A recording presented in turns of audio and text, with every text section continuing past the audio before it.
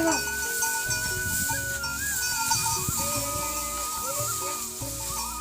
इस तरह से घुमाना पड़ता है और बॉलों को घुमाते घुमाते ना फेर बल्दा फेर फेर फेर फेर भी बोलना पड़ता है, तो वो घूमते हैं जल्दी जल्दी। तो चलिए जी करते हैं एक नई वीडियो की शुरुआत। तो सबसे पहले आप सभी को मेरा प्यार भरा नमस्ते। मेरा नाम है आशा फरसान और मैं हूँ उत्तराखंड चमोली के शोलडूंगरी गांव से।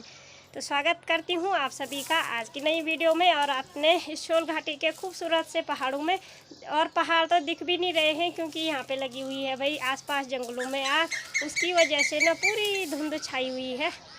और बाकी यहाँ पे भाई गेहूं की पड़ी हुई है कटमचूर लोमान जिसको बोलते हैं। काफ़ी सारे खेत, ये देखो यहाँ पे गेहूं के कट चुके हैं और बाकी लोग यहाँ खेतों में गेहूं काटने के लिए सुबह सुबह आ चुके हैं।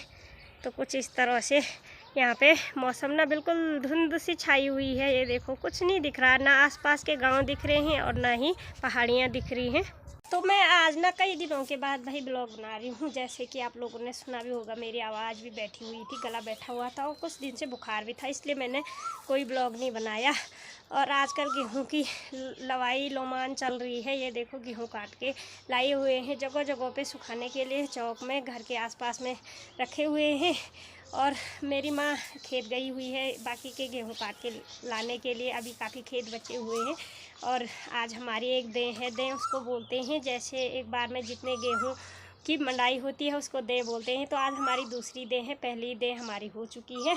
तो अभी मैं गेहूं काट रही थी सुखाने के लिए। तो बाद में इसमें बैलों के द्वारा मंडाई की जाएगी। और बाकी आप लोगों को चिड़िया की चहकती हुई आवाज़, कोयल की आवाज़ भी सुनाई दे रही होगी वीडियो में। तो सुबह सुबह ये सब आप लोगों को पहाड़ों में सुनने को मिलेगा। बाकी शहरों में तो आप लोगों को पता है गाड़ियों की तरह तरह की आवाज़ सुनाई ही देती है। तो अब मैं काटती हूँ भाई गेहूँ, मतलब गेहूँ छांट के भी रखे हुए हैं कुछ इस तरह से। पूरे बोलते हैं इनको, पुली बांधी हुई है तो इनको काटना है। इसका जो नैयो है इसको अलग करना है, इसकी बाली अलग करके चौक में सुखाने के लिए डालने हैं। बाकी इतना तो मैंने काट रखा है और ये काटना है। तो बाद में अभी तो सुबह के करीब 9 बज रहे हैं, तो बाद में 11 बजे 11:30 बजे के बाद यहाँ पे मंडाई की जाएगी बैलों के द्वारा, दें जिसको बोलते हैं। तो अब मैं कर लेती हूँ अपना काम शुरू। तो ये देखो भाई, तो कुछ इस तरह की मुट्ठी बनाई होती है। तो इसको यहाँ से काट के अलग करना है, इसका जो घास है इसको अलग करना है।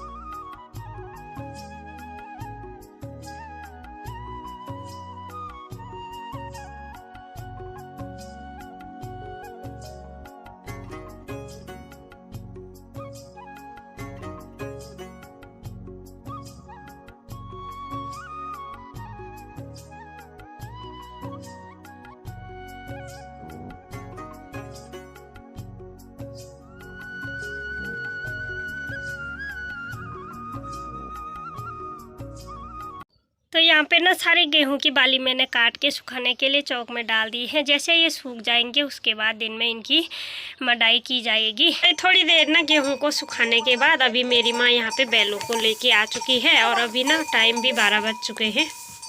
तो ये देखो भाई, तो यहाँ पे अब गेहूं की मंडाई भी शुरू हो गई है। मेरी माँ बैलों को घुमा रही है। गेहूं के बाली के ऊपर इस तरह से मतलब बैलों को घुमाया जाता है और फिर इसकी मंडाई हो जाती है।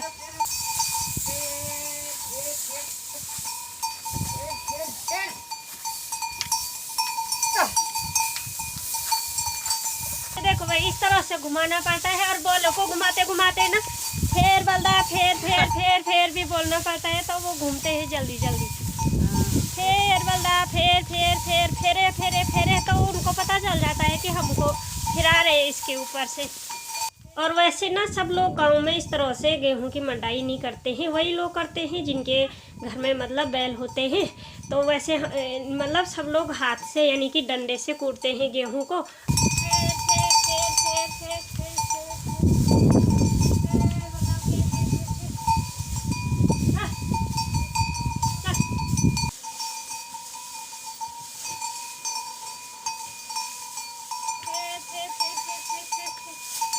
चलिए जी, ये देखिए भाई यहाँ पे गेहूं की देवी हो चुकी है।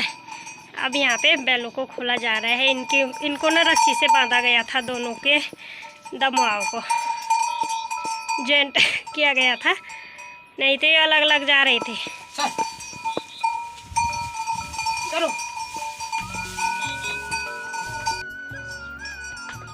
तो ये देखो भाई, तो ये ना हो चुका है, ये देखिए इतना बारीक ये हो गया है। अब इसका जो ये मोटा मोटा वाला हिस्सा है ना, इसको अलग करेंगे, और जो ये बारीक है अंदर का, इसको अलग करके बाद में इसको साफ करना पड़ता है, यानी बताना पड़ता है। तो उसके बाद हो गया ये। तो हम यहाँ पे बैलों को लेके आए थे करीब 12 बजे के करीब, और अभी ना 1 बजने वाले, 1 नहीं बजे अभी, लेकिन इतना करीब 1 घंटा लग जाता है इस तरह से दे करने में। तो ये हो चुका है, अब मैं इसको झाड़ रही हूँ।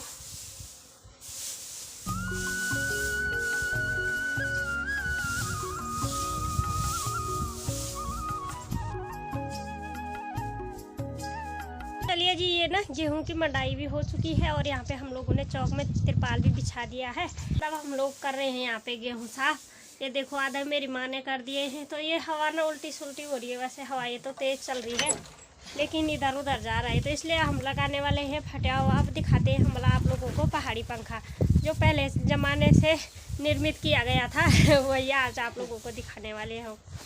इसे कहते हैं भाई पहाड़ी पंखा। तो वैसे तो गांव में हर जगह अब लाइट की सुविधा है, तो पंखे की भी सुविधा हो चुकी है, लेकिन क्या करें, पहाड़ों में इस तरह का माहौल हो जाता है ना, जैसे ही मतलब लाइट की ज़रूरत होती है जिस टाइम पे, उस टाइम पे हो ना हो के लाइट चली जाती है। और पहाड़ों में तो अक्सर जाती है, क्योंकि अगर बारिश हुई या फिर हवा होती है तो उससे जल्दी मतलब लाइट चली जाती है, कभी 2-2, 3-3 दिन तक लाइट भी नहीं रहती है। तो इसलिए यही तरीका मतलब काम में आता है। तो इस तरह से यहाँ पे मतलब गेहूँ वगैरह जो भी अनाज हो मतलब साफ किया जाता है। तो ये देखो भाई, तो फटावा लगाने से, पहाड़ी पंखे की मदद से ना ये इतना तो साफ हो गया। अब इसको लगाई जाएगी छन्नी, जिसको बोलते हैं रुंगोड़। अब इसको रोंगड़ा जाएगा। ये देखो कुछ मतलब गेहूँ की बाली वगैरह बची हुई है, ये पूरी तरह अभी साफ़ नहीं हो रखा है, जैसे आप लोग देख ही रहे होंगे। तो इसको ना इस छन्नी की मदद से, ये रहा, इस छन्नी की मदद से इसको अब पूरी तरह साफ किया जाएगा।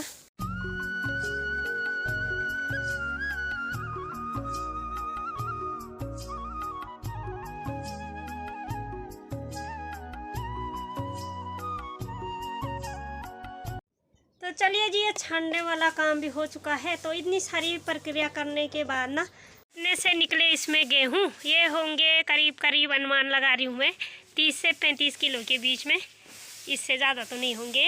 और बाकी इसमें निकला आधा भूसा चिल्ला, जिसको हम बोलते हैं। आधे मेरी माँ ने ये सोल्टी में डाल रखा है, और आधा इस थैले में भर रखा है, इस साड़ी से थैला बना रखा है। और ये निकले हैं इसमें भूड़े, जो ये इसको ना दोबारा कूटना पड़ेगा, क्योंकि ये दे करते करते ना बीच में रह जाते हैं ये बाली जो है। तो इनकी मंडाई नहीं हो रखी, हाफ हो रखी है। तो इनको बाद में जब दूसरी बार हम गेहूं की मंडाई करेंगे दूसरे दिन, तो उस दिन इनको भी साथ में डालेंगे।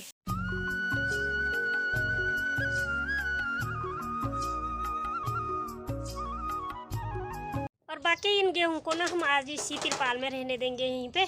तो कल इनको एक बार धूप दिखाने के बाद फिर कट्टे में भरा जाएगा ये, और उसके बाद दोबारा दूसरी वाली बाली जो है खेत से लाके गेहूँ, उनको इस चौक में फैलाया जाएगा। कल इनको इसी में सुखाने के बाद ही थैले में डालेंगे, फ़िलहाल इसी में रखना है इसको। और हम लोग ना सब अपने अपने काम में लगे हुए हैं। और हमारी बिल्ली को देखो ना, यहाँ पे भाई कितनी खतरनाक वाली नींद आ रखी है, कैसे सो रखी है, जैसा ऐसा लग रहा है कि बिल्कुल मर गई होगी है। तो भाई कुछ इस तरह से आपने देखा होगा, इतनी प्रक्रिया होती है हमारे यहाँ पे गेहूं की मंडाई की। तो मैं आज के इस ब्लॉग को यहीं पे समाप्त करती हूँ। उम्मीद करती हूँ आप लोगों को ब्लॉग पसंद आया होगा। अगर आया तो लाइक करें, शेयर करें और कमेंट करके ज़रूर बताइएगा।